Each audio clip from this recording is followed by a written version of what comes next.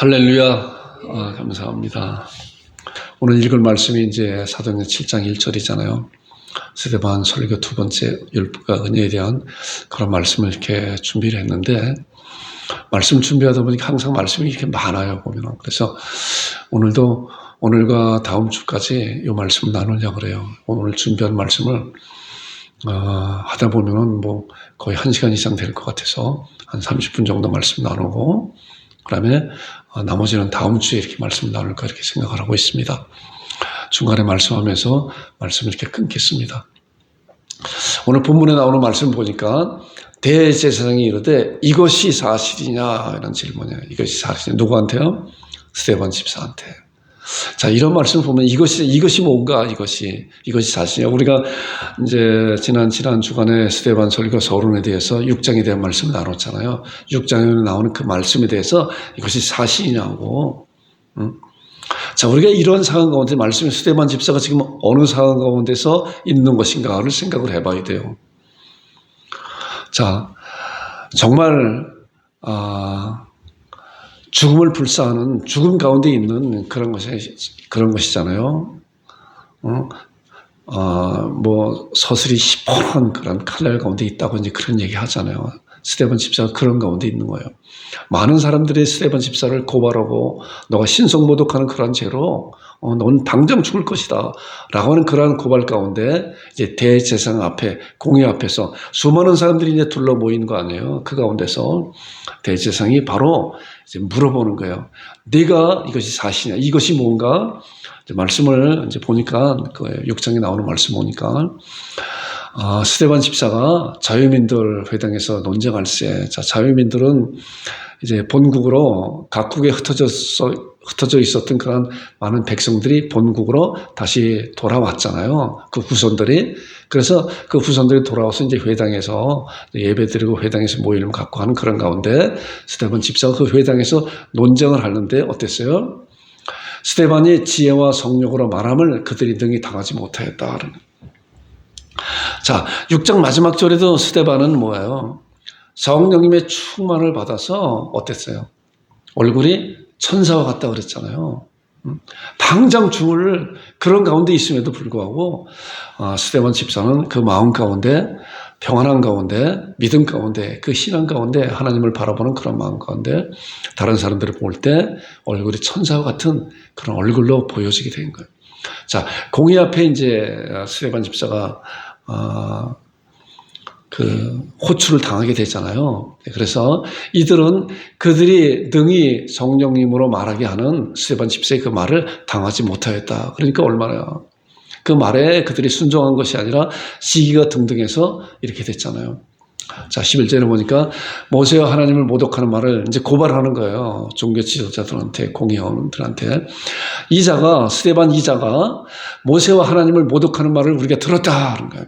자, 그러니까 하나님을 모독한 말을 들었다고 해서 스데반 집사가 그 모독한 말이라고 그것이 사실이라고 하면은 즉시 처형이잖아, 즉시 처형.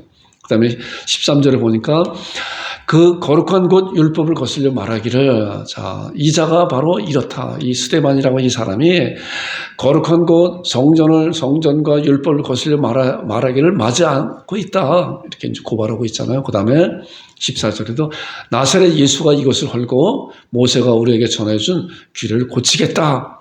이렇게 이제 고발을 하고 있는 것을 한 거예요. 그러니까 이런 것이 한마디로 요약하면 뭐냐고 하면은 율법은 이미 스데반 집사가 이제 율법은 이미 성취되었고 성전 제사는 필요 없다. 그들은 율법주의자. 지난번에는 말씀 나눴잖아요. 유대교에 있는 사람들과 기독교에 있는 사람들이 그런 차이점이 있다고 그랬잖아요. 유대교에 있는 사람들은 뭐예요? 율법을 준수하는 자들이고, 그 다음에 예수님을 그리스도라고 믿지 않고 예수님은 선지자에 불과한 사람이다. 그런데 기독교인들은 누구예요? 기독교인들은 예수님은 그리스도고, 그 다음에 구약과 신약을 믿는 그런 자들이라고 그랬잖아요. 자, 그런 가운데 스데반 집사는 은혜를 받은 자이기 때문에 성령님의 충만을 받았다고 하는 것은 뭐예요? 예수 그리스도를 그리스도로 믿고, 그 다음에 예수 그리스도의 해놓으신 놀라운 은혜가 이미 구약 성경을 통해서 말씀해 놓은 그런 놀라운 말씀을 예수님으로 말미암아 이 세상에 오셨고 성취되었다라고 하는 그런 사실을 말하고 있는 거죠. 그렇기 때문에 이제 예수님께서 이 세상에 오셨기 때문에, 그리고 예수님께서 죽음과 부활을 통해서 하늘에 승천하시고 성령님이 이 세상에 오신 그런 놀라운 사실은 예수님께서 그리스도가 되게 하셨다고 하는 그런 사실이고, 바로 예수님이 오셨다고 하는 그런 사실은 율법이 완성되고 성취되고, 그렇기 때문에 이제 성전 제사는 필요 없다고 그들에게 하나님의 진리된 말씀을 바로 증거하고 있는 것이잖아요. 그런데 그들이 그 말씀을 들을 때 어때요? 이 자는 신성모독하는 자다. 신성모독하는. 어찌 그런 얘기를 할 수가 있는가? 누가 예수라고 하는 사람이 누가 그리스도라고 믿느냐? 그런 신성모독자로 십자가상에서 달려 죽고, 그리고 부활한 것이 아니라 어떻게 했어요? 제자들이 예수님을 무덤에서 훔쳐갔다 그랬잖아요. 그런데 진리는 그것이 아니잖아요. 그렇기 때문에 은혜를 받은 스데반은 성령의 충만을 받고 그들에게 그런 얘기를 한 거예요. 자, 그런 가운데 이제 공회원에 불러가서 대제사장이, 공회장이 이제 대제사장이잖아요. 수많은 사람들이 몰려있는 가운데 그렇잖아요. 이런 것을 고발하면서 너는 이제 당장 죽었다라고 하는 가운데 있어요.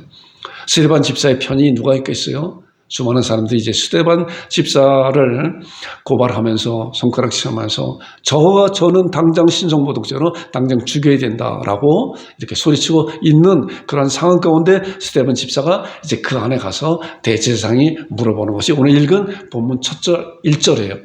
대제사장이 이르되 이것이 사실이냐라고 스데반한테 물어보는 거예요. 이게 사실이냐? 저들이 너를 고발하고 있는데 너가 정말 성전 제사가 필요 없고 율법이 이제 다 완성되었다고 그렇게 얘기하고 사실이냐? 대답해봐라 라고 하는 거예요. 우리가 이제 이런 글자적인 그런 문장을 봤을 때 우리가 잘 그 상황을 이해하지 못할 때가 있어요. 그런데 이 대제사장이 스데반 집사한테 물어보는 이것은 뭐예요? 너 말해봐라. 너 지금 당장 네가 말해서 저들이 고발하는 그 내용들을 네가 말한다 그러면 너는 당장 즉시 처형감이다 라고 엎어주는 거 아니에요. 이것이 대제사장이 이르되 이것이 사실이냐? 이것이 만약에 사실이라고만 너는 당장 돌에 맞아 죽을 수밖에 없는 그 자다 라고 하는 거예요. 그리고 나오는지 2절 나오는 말씀이 그거잖아요. 스데반이 이르되 여러분 부영드려 들으소서 하는 거예요. 저 이 말씀을 이렇게 보면서 이제 그 얼마나 살벌한 가운데 당장 죽음을 눈앞에 두고도 스데반 집사는 그들에게 이런 말씀을 하는 거예요. 스데반이 이르되 여러분 부영들이여 들어보세요. 이러한 신앙이 어떻게 나올 것인가? 이러한 신앙이. 우리가 이런 말씀을 통해서 보면서 우리도 그 말씀 가운데서 스데반 집사의 그 신앙이 어떤 것인가? 우리가 6장 마지막 절에 스데반 집사의 그 얼굴이 성령의 충만을 받아서 다른 사람이 볼 때 천사의 얼굴 같았다. 그러니까 스데반 집사는 그 마음껏에 성령의 충만을 받아서 아무리 주변에 자기를 죽이려고 하는 그런 사람들이 당장 죽을지언정 그들을 사랑하는 그 마음이 그 마음 가운데 가득 있다는 거예요. 자, 이 말씀 보니까 스데반이 이르되 여러 부형들이여 여러분들이여 내 말을 들어보세요. 내가 당장 당신들 앞에서 당장 죽을지언정 이 말을 알아야 됩니다. 하는 거예요. 자, 스데반 집사의 그 신앙이, 그 마음이, 그 간절함이 어떤 것인가? 7장 마지막 절 한번 말씀을 보세요. 7장 마지막 절이 뭐예요? 60절이죠. 60절. 자, 돌에 맞아 죽으면서 주 예수님의 내용을 받으소서 하고 60절에 보니까 함께 합독하겠습니다. 무릎을 꿇고 크게 불러 이르되 주여 이 죄를 그들에게 돌리지 마옵소서 이 말을 하고 자니라. 자, 스데반 집사의 이 신앙의 그 심정이에요. 저들은 지금 나를 죽이려고 저렇게 고발하고 하지만은 저들을 불쌍히 여기는 그런 마음 가운데 이제 스데반 집사가 말하는 거예요. 입을 열어서 이제 말하는 거예요. 예수님도 그랬잖아요. 예수님도 십자가 달리고 돌아가시면서 주여 저들이 하는 일을 저들이 하지 못하니까 저들의 죄를 용서해 달라고 이 스데반 집사가 예수님의 그런 마음의 합판자로서 충만한 가운데 이러한 고백을 한 것이 바로 이 말씀을 통해서 우리가 알 수가 있어요. 그리고 스데반 집사에게 여러분 부용드려 들어보세요. 그리고 나오는 말씀이 이제 우리 조상 아브라함이 하란에 있기 전 메소포타미아에 있을 때 영광의 하나님이 그에게 보여. 그리고 쭉 3절부터 쭉 이제 50절까지 스데반 집사가 장황한 설교를 쭉 하고 있는 거예요. 어떤 설교를 하고 있는 것인가? 스데반 집사가 성경에 능통한 것을 우리가 이런 말씀을 알게 돼요. 지난번에 제가 여러분들에게 그런 말씀 한번 드려봤잖아요. 여러분들 사도행전 7장 한번 읽어오세요 그랬죠. 읽어보셨나요? 읽어보시면은 구약에 나오는 그런 말씀을 다 스데반 집사가 이렇게 꿰고 있어요. 하나님의 말씀에 탁월한 그런 말씀을 갖고 있구나. 그러면서 이제 아브라함부터 쭉 그들에게 말씀하고 있는 내용이에요. 제가 간단하게 이제 말씀을 이렇게 할게요. 자, 아브라함을 하나님께서 부르셨잖아요. 너희 본토 친척 아비집을, 이제 창세기 10장에 나오는 말씀, 그 말씀 아니에요. 너희 본토 친척 아비집을 떠나 내가 네게 지시할 땅으로 가라. 내가 너로 말미암아 많은 민족이 복을 얻을 것이다. 그리고 내 씨로 말미암아 많은 민족이 복을 얻을 것이라고 하는, 그리고 창대케 하리라고 하는 그런 말씀을 아브라함에게 약속해 주었고, 아브라함은 그 말씀을 따라 갈대아 우르를 떠나서 이제 가나안 땅을 가게 되잖아요. 롯도 함께 이제 오게 되죠. 그리고 이제 어땠어요? 아브라함이 아직도 아이가 없는데 하나님께서 왜 그런 약속을 해주셨나라고 많은 의문 가운데 있었지만은, 우리가 이제 다 말씀을 드리지 않아도 지난번에도 같이 말씀 나눴기 때문에 여러 가지 시행착오가 있었잖아요. 아브라함이 처음부터 믿음의 신실한 그런 사람이 있는 것이 아니에요. 아브라함이 처음부터 하나님께서 부르고 75세에 부르고 25세가 지나서 이제 이삭을 낳게 되잖아요. 그러니까 25년 지난 동안에 좌충우돌하는 그런 모습을 보게 되잖아요. 그래서 이제 하갈도 얻게 되고, 또 사라를 통해서 이제 아들을 낳을 것이라고 하는 그런 것도 믿지 못하고, 그런 가운데 결과적으로 하나님께서 25년 동안 훈련시키고 이제 됐다. 그리고 자기 아내 사라를 통해서 이삭을 이 세상에 태어나게 만들잖아요.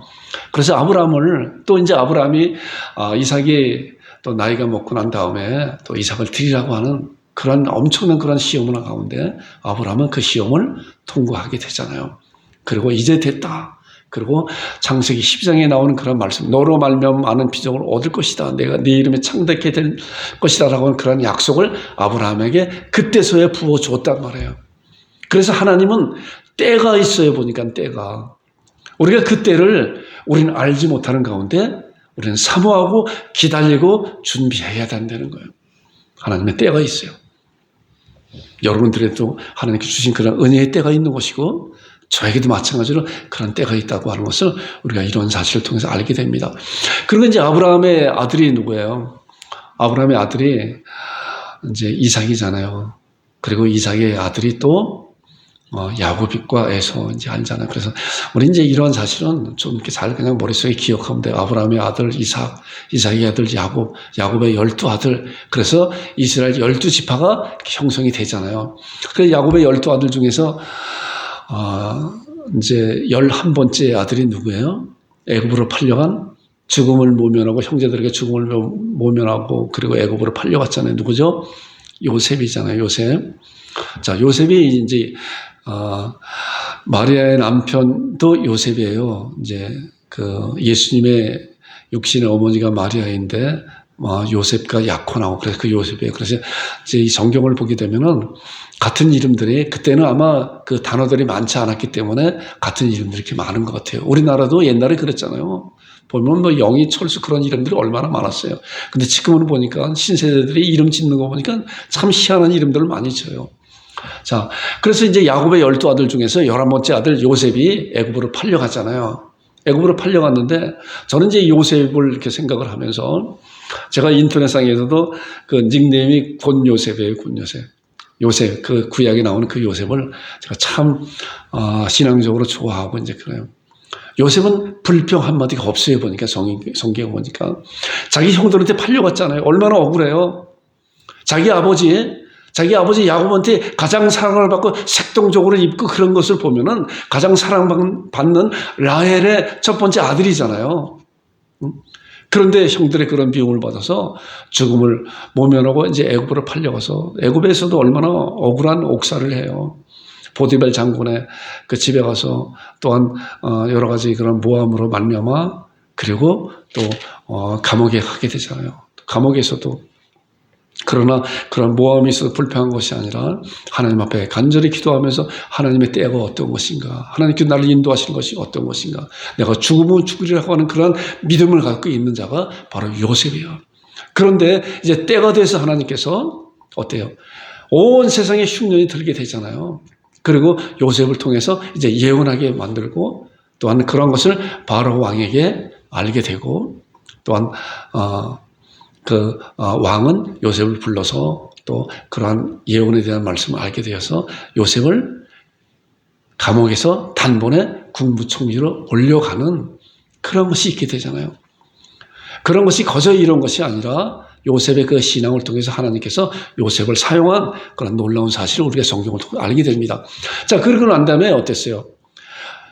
온 세상에 흉령이 드니까 애굽의 가나안 땅에 있었던 요셉의 형제들, 야곱의 그 아들들이 이제 다 곡식을 가지러 이제 애굽 땅으로 오게 되잖아요. 그리고 난 다음에 이제 애굽 땅으로 다 이주하게 되잖아요. 그리고 이제 많은 세월이 이제 흐르잖아요. 430년이라고 하는 그런 세월이 이제 흐르잖아요. 그런 가운데 많은 백성들이 이제 그 나라에서 번성을 하게 되죠. 나중에 보니까 모세가 그 이스라엘 백성들을 이끌고 나올 때 장정이 몇 명이라고 그랬죠? 60만이라고 그랬잖아요.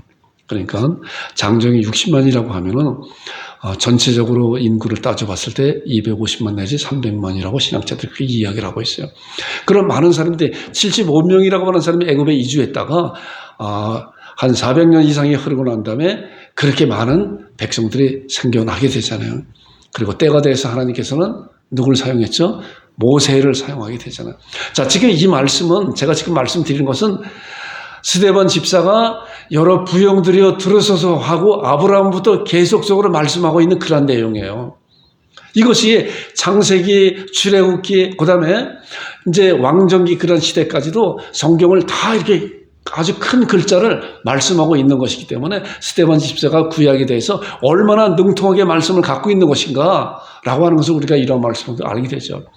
그리고 이제 모세가 이제 이스라엘 백성들을 출애굽시켜서 하나님께서 아브라함에 약속한 그 땅을 가게 되잖아요. 그런 가운데 얼마나 많이 불순종하는 그런 일을 보게 돼요.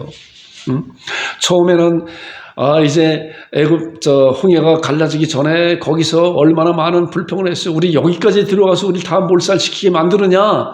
뒤에는 이제 애굽의 중부장 군대가 있고 앞에는 홍해가 있어서 건너가지 못하는 건데 꼼짝을 죽게 되었잖아요. 그런데 하나님께서 모세를 통해서 그 홍해를 갈라지게 만들고 그리고 이스라엘 백성을 건너게 만들잖아요. 또 건너와서도 하나님 앞에 놀라운 찬양을 드렸음에도 불구하고 며칠 지나지 않아서 목이 말라서 죽겠다고 그러고 또 배고프다고 그러고 또 고기 먹고 싶다고 그러고 또 얼마 지나지 않아서 이제 금송아지를 만들어서 우리를 애굽 땅에서 인도해 낸 하나님이 여호와 하나님이 아니라 이 금송아지라고 이렇게 아론과 합세해서 그렇게 하는 그런 얼마나 하나님 앞에 불순종한 무지막한 그런 죄를 범하는 그런 백성들이었어요. 그러한 이야기를 사도행전 7장을 통해서 이제 스데반 집사가 그들에게 그 주변에 자기를 죽이려고 고발하고 또한 공의원들 앞에서 대제사장이 물어보는 그런 가운데 말씀하고 있는 거예요. 그런 가운데 이제 하나님께서 모세를 통해서 율법을 주어졌잖아요. 율법이 주어진 그 핵심이 뭐예요? 제사법이라고 그랬잖아요. 그렇기 때문에 성막이 필요하고 또한 율법에 주어진 그런 말씀을 통해서 이제 제사를 드리는 그런 것이 계속적으로 오다가 어땠어요? 왕정 시대에 사울 왕, 그 다음에 다윗 왕이 이제 성전을 재료를 준비하고 다윗 왕의 아들 솔로몬이 이제 예루살렘의 성전을 지었잖아요. 그래서 그 성전 가운데서 이제 하나님 앞에 제사 드리는 그런 것이 이 당시까지 계속적으로 이루어왔다는 거예요. 그런 가운데 이제 스데반 집사가 그들에게 마지막으로 그런 얘기를 쭉 하면서 결론적으로 그들에게 이야기하고자 싶은 얘기가 뭐냐고 하면은 51절이에요. 지금 쭉 이 서론적인 그런 말씀을 그들에게 말씀하면서 여러 부형들을 들어보세요. 아브라함으로부터 쭉 해서 이제 모세를 통해서 애굽에서 인도해 놓고 그다음에 다윗과 솔로몬을 통해서 이제 성전이 당신들이 지금 드려지는 그런 예배 가운데 성전이 성전인데 이제 보세요 하고 말씀하고 있는 거예요. 목이 곧고 마음과 귀에 할례를 받지 못한 사람들아, 얼마나 담대한 선포예요. 오히려 자기가 당장 죽어야 되는데 자기뿐만이 자기 편은 자기예요. 나머지 사람들은 자기를 죽이려고 모아먹고 그리고 유대교에 있는 그 공회원들이 이제 너 말해봐라. 넌 당장 죽었다라고 하는데 오히려 이제 반격이 가게 되잖아요. 목이 곧고 마음과 귀에 할례를 받지 못한 사람들아, 간절한 마음으로 그들에게 그 정국을 찌르고 있는 말씀이에요. 그리고 너희도 너희 조상과 같이 항상 성령님을 거스리는도다. 너희 조상들의 선조들 중에 누구를 박해하지 아니하느냐. 자, 지금 쭉 말씀하면서 광야 생활 가운데서 그다음에 왕정 시대를 통해서 너희 조상들도 마찬가지로 하나님께서 오시려고 한 그런 자들을 선지자를 죽이지 않았느냐라고 그들에게 이야기하면서 이제 53절에 그 말씀이에요. 의인이 오시라고 예고한 자들을 그들이 너희 조상들이 죽였다. 의인이 오시라고 예고한 그런 선지자들을 그들이 죽였고 너희들은 뭐냐? 이제 너희는 그 의인을 잡아준 자요 살인한 자고 되었나다. 너희는 천사의 전한 일을 벌 받고도 지키지 않았다. 그들에게 담대하게 하나님의 말씀을 증언하고 그들의 그 심령을 정콕으로 찔르는 그런 말을 하고 있는 거예요. 스데반 집사가 어떤 상황 가운데 있다고 그랬죠? 당장 죽음을 처해 있는 그런 상황 가운데 있죠. 너 말해봐라. 너 이게 하나님을 모독하는 그런 말을 네가 했다고 하는데 너 지금은 말해봐라. 이 성전이 필요 없고 율법 필요 없는 것이냐. 네가 말해봐라 하는 가운데 쭉 그런 것을 설명하면서 이들에게 오히려 이제 너희는 그 의인을 잡아준 자여 살인한 자가 되었다라고 그들의 그 심령을 찌르는 말을 하고 있는 거예요. 자, 우리가 이런 말씀을 들을 때 베드로 설교를 통해서 우리가 그 말씀을 이제 보게 되잖아요. 베드로도 성령의 충만을 받고 나서 뛰쳐나가서 예루살렘에 모인 백성들에게 그들에게 예수 그리스도는 죽음과 부활을 통해서 이제 승천을 성령께서 우리 내 안에 와 계셔서 이제 그분이 바로 그리스도라고 하는 그런 사실을 그들에게 말하고 있는 것을 보게 되잖아요. 이제 보세요. 그게 사도행전 2장 36절인데 그런즉 이스라엘 온 집은 확실히 알지니 너희가 십자가에 못 박은 이 예수를 하나님께서 주와 그리스도가 되게 하셨다. 자, 복음의 핵심은 이거예요. 복음의 핵심. 스데반 집사도 마찬가지예요. 너희가 너희 조상들과 같이 너희가 의인이 오시라고 예언한 그러한 자들을 너희 조상을 죽였지만 너희는 바로 그 의인을 잡아주자 살인한 자라라고 그들에게 말한 것 같이 베드로도 예루살렘에 모인 그런 백성들에게 너희가 십자가에 못 박은 이 예수를 하나님의 주와 그리스도가 되게 하셨느니라. 자, 그런데 이들의 반응이 어떤 건가 보세요. 자, 제가 이렇게 봐봤어요. 베드로가 그런 설교를 했을 때 반응이 어떤 건가? 그들이 이 말을 듣고 어때요? 마음에 찔렸다 그랬어요. 자, 스데반이 공회에서 그들에게 설교했을 때 그들이 어땠는가 보세요. 그들이 이 말을 듣고 마음에 찔렸다 그래요. 똑같아요. 마음에 찔린 거예요. 이 설교의 핵심이 설교의 그런 방향을 우리들에게 보여주는 거예요. 설교는 그런 것 같아요. 우리가 전도의 그 방향을 보여주는 것 같아요. 전도는 먼저 죄에 대한 자각을 알아야 돼요. 죄의 자각을. 죄에 대한 자각을 스스로 알지 못한다고 하면은 그 죄가, 그 문제가 어떤 것이 알지 못한다고 하면은 하나님의 은혜도 알지 못해요. 내가 하나님 앞에 얼마나 범죄한 사실인지 말씀을 통해 정확히 알아야 그래야만이 그 문제에 대한 결과가 어떤 것이고 엄청난 대가를 치르는 것이라고 하는 그런 사실을 알고 그리고 마음에 찔려서 그런 문제를 간절히 사모하게 되는 그런 사실을 우리가 보게 되는데 이제 베드로의 설교를 듣고 백성들은 이랬어요. 그 말을 듣고 너희가 죽인 이 예수를 하나님께서 주와 그리스도가 되게 하셨다라고 하는 그런 말씀을 듣고 마음에 찔려서 어땠어요? 베드로가 다른 사도들에게 물어 이르되 형제 우리가 어찌할꼬 저는 형제 어찌할꼬 그랬더니 어떻게 베드로가 주 예수님을 믿고 세례를 받고 주의 삶을 얻으라 그러면 성령을 선물로 주시니 라고 놀라운 약속 가운데 어때서 그 말을 받은 자들이 3,000명이나 회개하는 놀라운 역사가 일어났잖아요. 근데 스데반이 이제 그런 설교를 했는데 그런 설교에 그들의 이 말을 듣고 마음에 찔려서 거기에 모인 자들은 어때요? 그래도 하나님의 말씀을 더 정확히 알고 율법에 철저한 그런 유대교 사람들이잖아요. 또한 그 시대를, 그 사회를 주도하고 있는, 주권으로 갖고 있는 권세 있는 그런 자들이잖아요. 그런 자들도 이 말을, 스데반의 그 말을 듣고 똑같이 마음에 찔렸는데 어땠어요? 그들의 반응은 어땠어요? 스데반을 향하여 이를 갈았다는 거예요. 이렇게 판이하게 다른 모습을 우리가 보게 돼요. 우리가 하나님의 말씀을 전파해 보게 되면은 정말 이렇게 극명하게 갈라지는 그런 모습도 우리가 경험을 하게 돼요. 그럼에도 불구하고 나중에 그들이 생명이 떠나가기 전까지는 하나님께서 기회를 부여해 주고 있기 때문에 우리는 포기하지 않고 또한 기도하면서 그에게 또 복음을 증거할 수 있는 그런 기회를 만들어야 돼요. 마음을 찔리는 그런 말씀을 해야 된다는 거예요. 복음은 그거예요. 이 마음에 찔리는 그런 복음을 알지 못하고서는 하나님의 은혜를, 큰 은혜를 경험하지 못하는 사실을 우리가 이런 말씀도 알게 됩니다. 그래서 이제 율법과 은혜라고 하는 것이 대충들이 일어나는데 스데반 집사는 율법 가운데 있었지만 은혜를 받았잖아요. 예수님의 그런 은혜를 받고 성령의 충만을 받고 나니까 하나님의 말씀이 보여지고 그리고 그 말씀이 보여지는 가운데 이런 엄청난 하나님의 놀라운 은혜를 자기만 갖는 것이 아니라 죽음을 불사하고 그들에게 말씀을 증거하는 놀라운 사실을 보게 돼요. 자, 율법이란 무엇인가를 알아야 돼요. 그들이 어떠한 자들이 있길래 유독의 철저한 자들이길래 율법이 어떠한 것을 어떻게 알고 있길래 그렇게 율법을 알고 깨닫고 율법의 진정한 의미를 알고 은혜를 전한 스데반 집사를 돌을 쳐서 죽이기까지 한 것인가. 그것뿐만이 아니라 사도 바울도 그랬잖아요. 죽는 것이 마땅하다 그랬잖아요. 마땅하다. 과연 율법이 그런 것인가?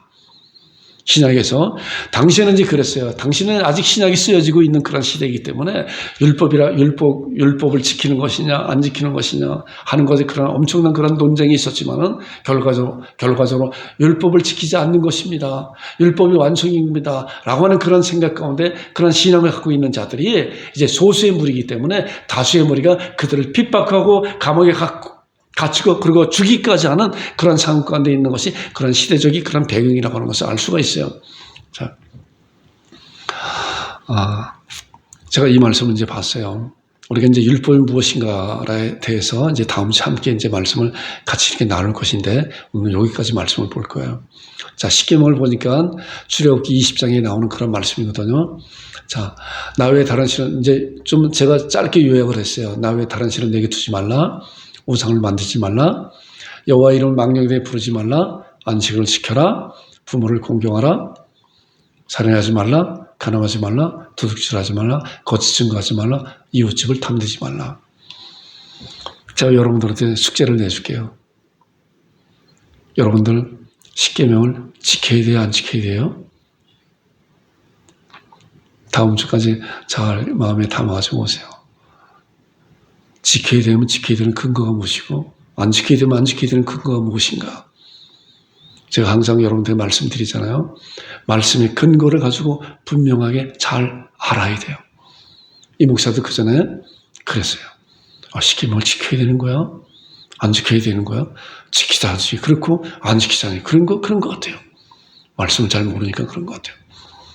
다음 주까지 잘 생각을 해보면서 성경에서는 어떻게 말씀하고 있는 것인가. 오늘 우리가 말씀 가운데 잘 다져지고 그리고 다른 이들에게 그런 말씀을 잘 증거하는 여러분과 제가 되기를 주님의 이름으로 축원드립니다. 이 말씀에 대해서 한 30분 이상 말씀드려야 되기 때문에 그래서 다음 주에 말씀을 나눌 거예요. 오늘 나눈 그런 말씀은 이제 스데반 집사의 그런 놀라운 그런 신앙 또한 놀라운 말씀에 대한 그런 탁월함을 우리도 가져야 된다. 나도 가져야 된다. 그래서 항상 말씀을 보면서 하나님 말씀을 더 알기를 원합니다. 알기를 원합니다. 하는 그런 간절한 가운데 하나님 말씀을 사모하고 봐야 돼요. 말씀을 주일날만 예배 드릴 때 말씀 보는 것이 아니라 말씀을 겉에 두고 생각날 때마다 말씀을 하나하나씩 보면서 하나님께 기도하고 그럴 때 하나님께서 스데반같이 말씀에 탁월함을 주게 해두고 또 그 말씀을 통해서 다른 이들에게 하나님의 말씀을 담대히 증거할 수 있는 축복의 통로로, 복음의 통로로 우리를 사용해 주실 것입니다. 여러분들과 제가 그런 자들이 되기를 주님으로 축원드립니다. 기도하겠습니다. 아버지 하나님 은혜를 감사합니다.